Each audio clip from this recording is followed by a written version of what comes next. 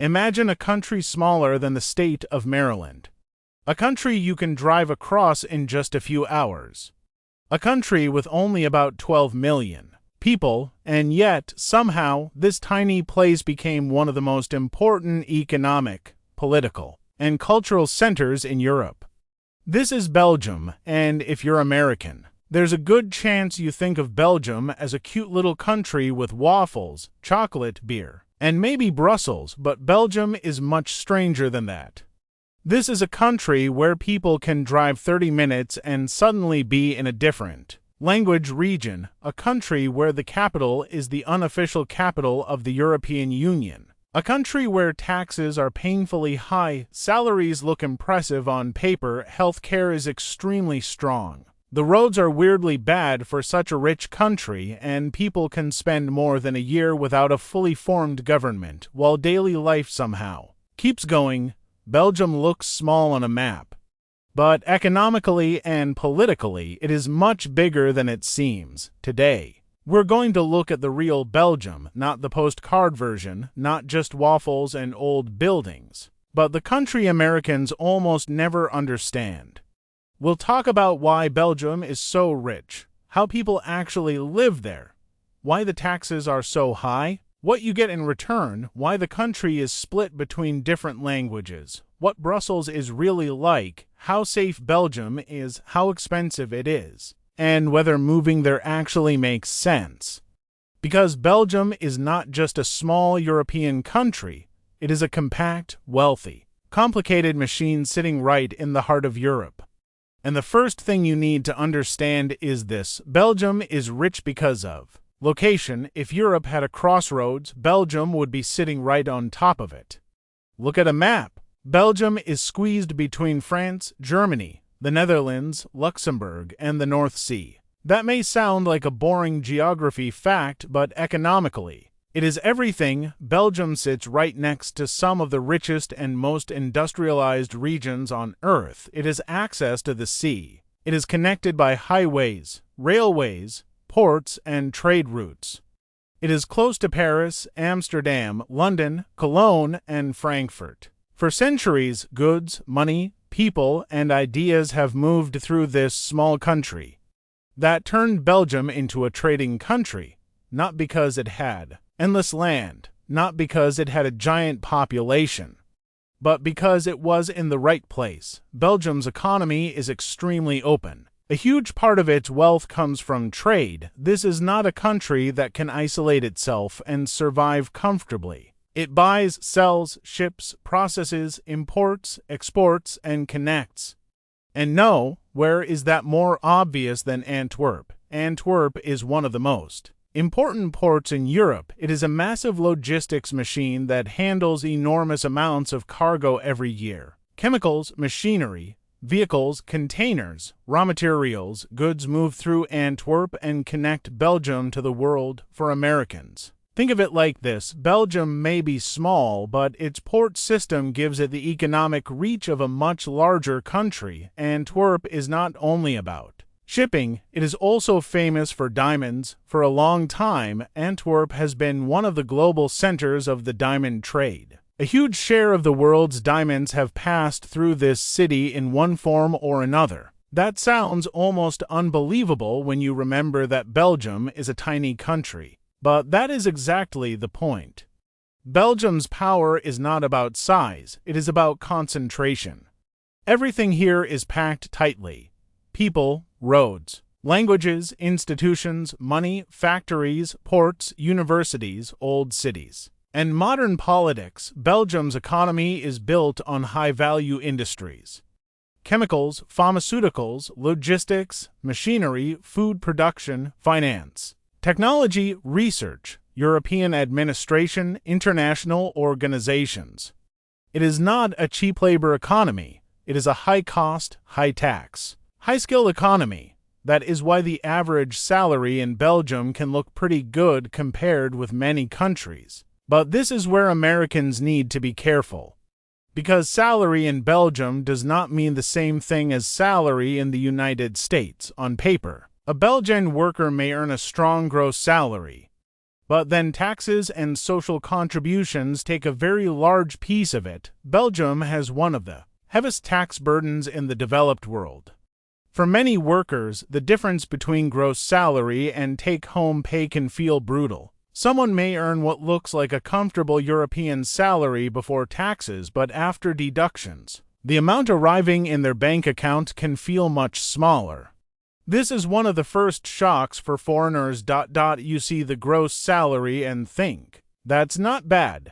Then you see the net salary and think, wait, where did the rest go? But Belgium is not simply taking money and giving nothing back. This is the European bargain. High taxes but strong public services.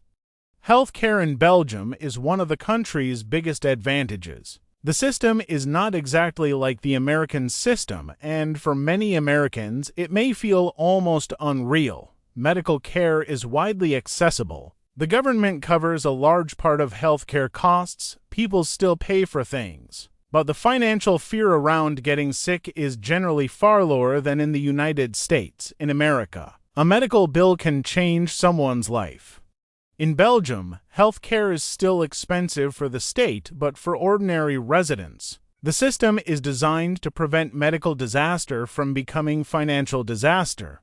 That is a huge difference. Education is also strong. Children are required to attend school. Universities are generally much more affordable than elite American universities, and the country has several respected institutions. Public services, social protections, unemployment support, pensions, public transport, health care.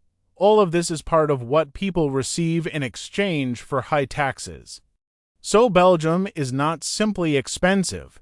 It is built around a different social contract. In the United States, people often keep more of their paycheck but pay more privately for health care, education, insurance, and other risks. In Belgium, the state takes more upfront, but it also absorbs more of the risk. Whether that feels good or bad depends on the person. If you are young, ambitious, healthy, and focused on maximizing income, Belgium's tax system can feel suffocating. If you have a family, health concerns, or value stability, Belgium can feel much safer than the United States. That is the trade-off. But do not imagine Belgium as some perfect socialist paradise. It is not. The cost of living is real. Housing in Brussels, Antwerp, Ghent, and other popular areas can be expensive. A small apartment in Brussels can easily take a major part of your monthly income. Energy prices, groceries, restaurants, transportation, and services are not cheap. And Belgium has a strange problem. It is wealthy, but it does not always feel smooth.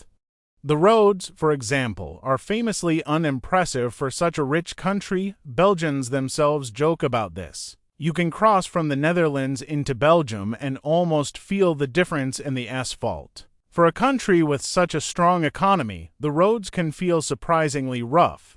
The weather does not help either. Belgium has a gray, damp, cloudy climate for much of the year. It rains often. The sky can feel low. Winters are not usually extremely cold, but they can be dark, wet, and mentally exhausting. Summers are mild compared with much of the United States, but they are not always sunny. For an American from California, Texas, Florida, Arizona, or almost anywhere with reliable sunshine, Belgian weather can feel like a personal attack. People joke that in Belgium, you can experience all four seasons in one day. That joke exists because it is not entirely wrong, but despite the rain, Belgium has one huge advantage. Everything is close. The country is compact. From Brussels, you can quickly reach Bruges, Ghent, Antwerp, Leuven, the Ardennes, the coast, Paris, Amsterdam, Cologne, or even London by train. For Americans used to driving for hours and still being in the same state, Belgium feels almost surreal. A weekend trip to another country is normal. A train to Paris is not a fantasy. A day trip to another language region is easy. That compactness makes Belgium incredibly convenient. But it also creates pressure. Belgium is one of the most densely populated countries. In Europe, urban areas often blend into each other. Towns, suburbs, highways, villages, fields, and industrial zones are packed closely together. This is not a country of wide-open spaces. If you're imagining European life as quiet stone, villages and endless countryside, Belgium will surprise you. Some parts are beautiful and peaceful, especially in the Ardennes or old towns like Bruges and Ghent. But much of Belgium is dense, urban, and heavily built up. And that density creates one of Belgium's biggest realities. The country is small, but complicated. No, where is that more obvious than language? Belgium has 3 official languages, Dutch, French, and German, but this is not like the United States, where English dominates and other languages exist around it. In Belgium, language is political, cultural, regional, and emotional. The north of the country is Flanders, where people speak Dutch. The south is Wallonia, where people speak French. In the east, there is a small German-speaking community, and then there is Brussels.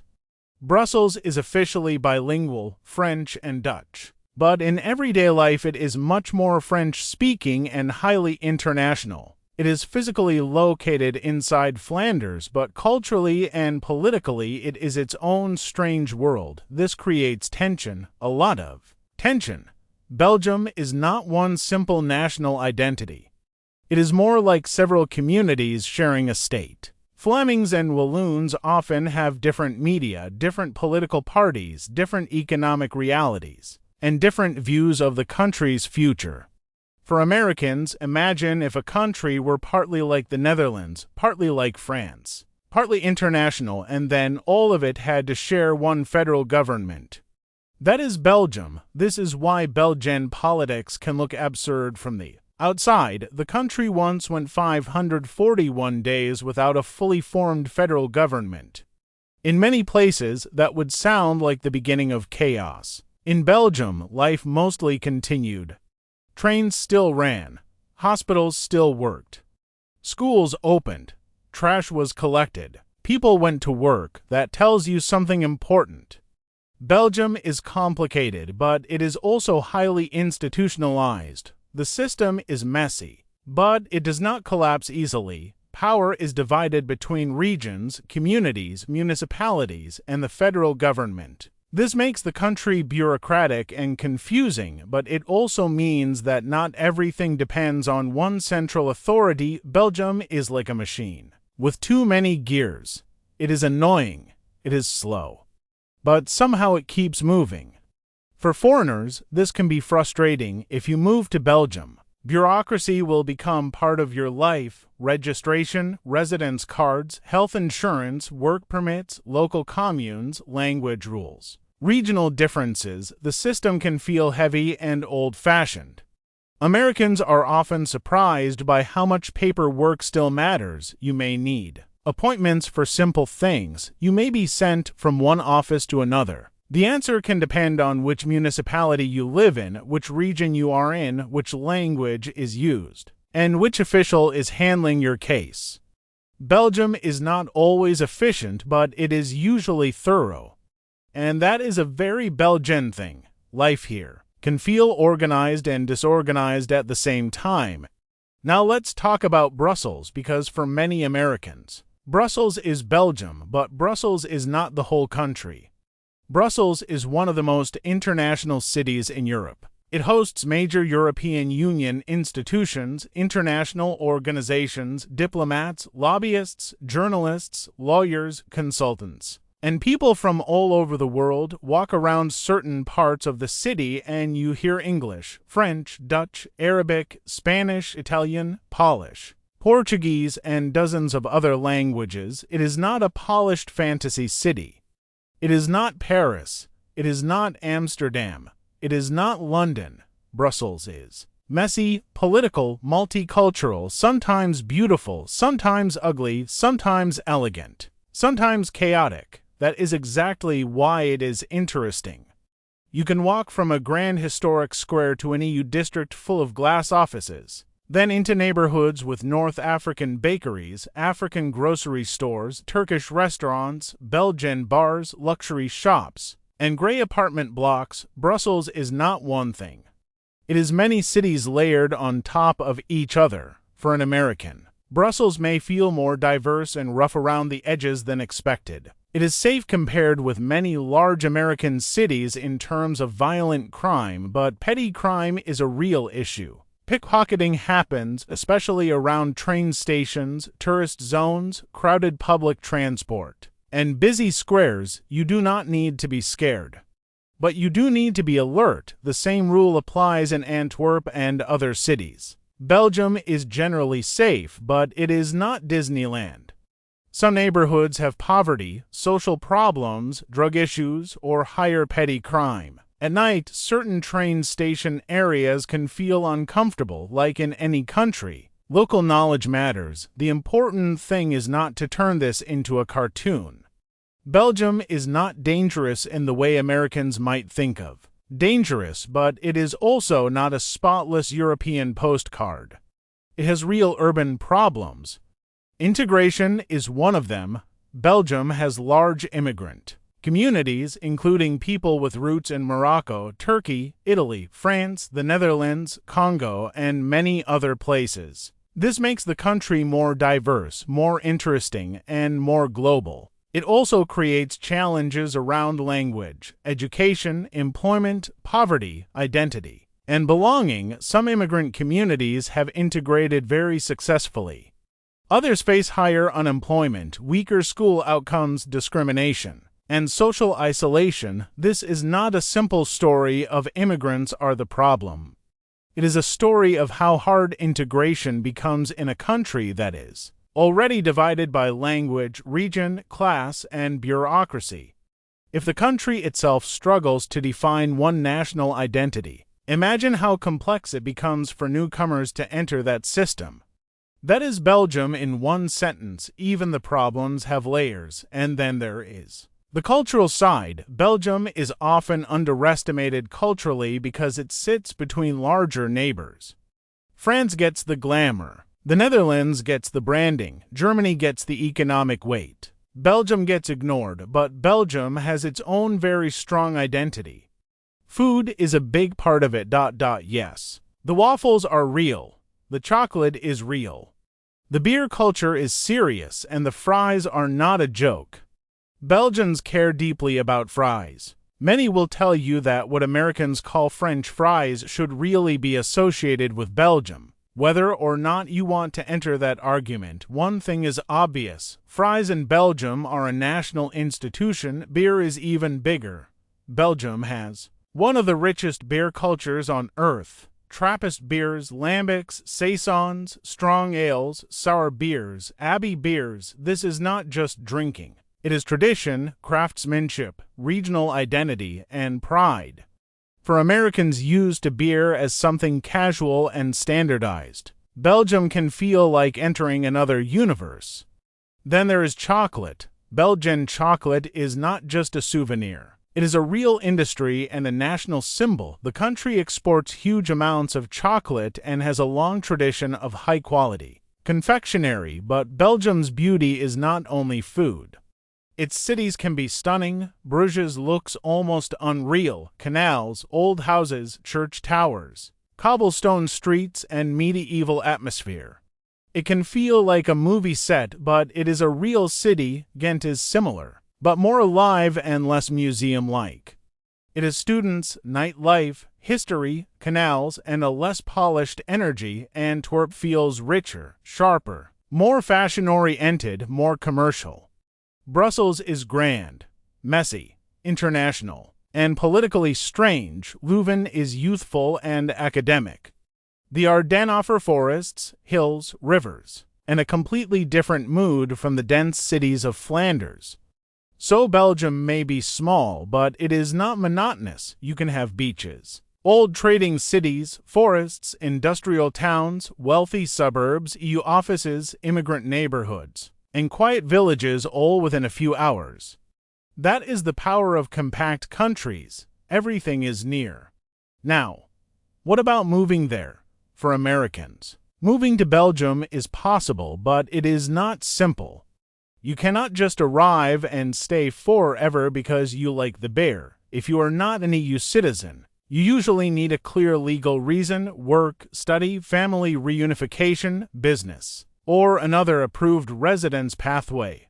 A skilled job can be a path, especially in fields like technology, pharmaceuticals, engineering, finance, research, EU-related work, logistics, and international organizations. But employers often need to deal with paperwork, and you may need a work permit or an EU blue card depending on your situation. Study is another route. Belgium has good universities, and tuition can be much cheaper than in the United States, though rules and costs depend on the institution and program.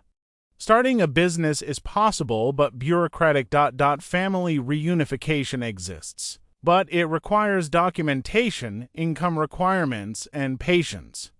And patience is very important. Belgian paperwork is not famous for being fast. Once you live there legally for several years, long-term residence and even citizenship may become possible. But integration requirements matter.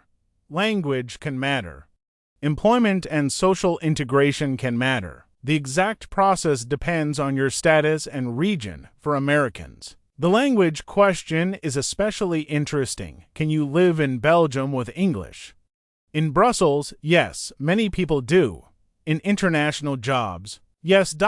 In EU-related circles, yes, but if you want a normal life, real integration, local friendships, government paperwork, and broader job opportunities, you will eventually need French, Dutch, or both. And which one you need depends on where you live. In Flanders, Dutch matters. In Wallonia, French matters. In Brussels, French is extremely useful, Dutch can be useful, and English is common in international circles.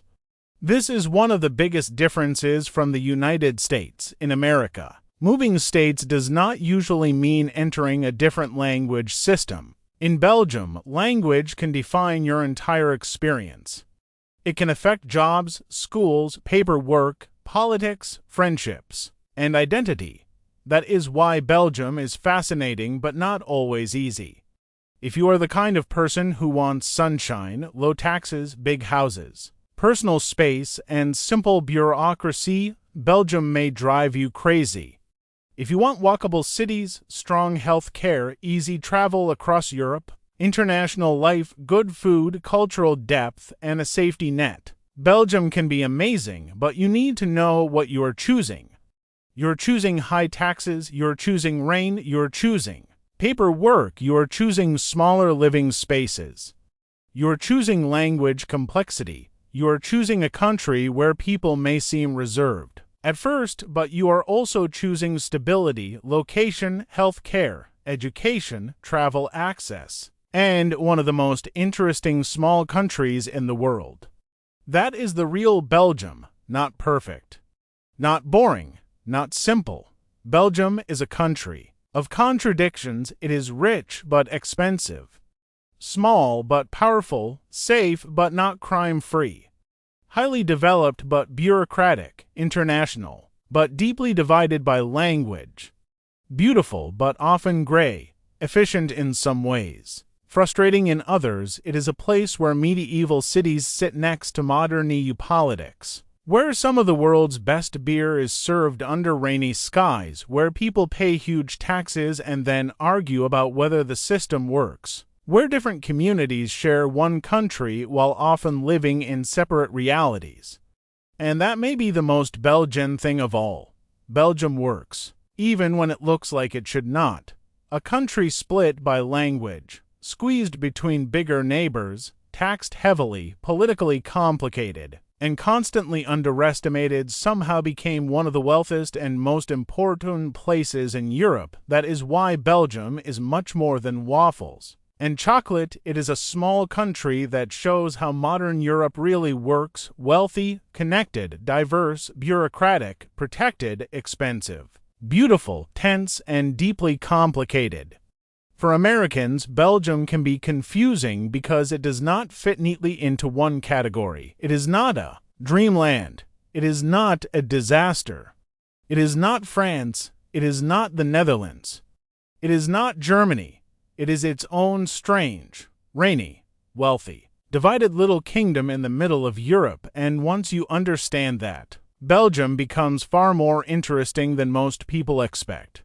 If you found this story interesting, like the video and subscribe to the channel. There are many more stories ahead about countries that look simple on the map but become much stranger once you look closer. See you next time.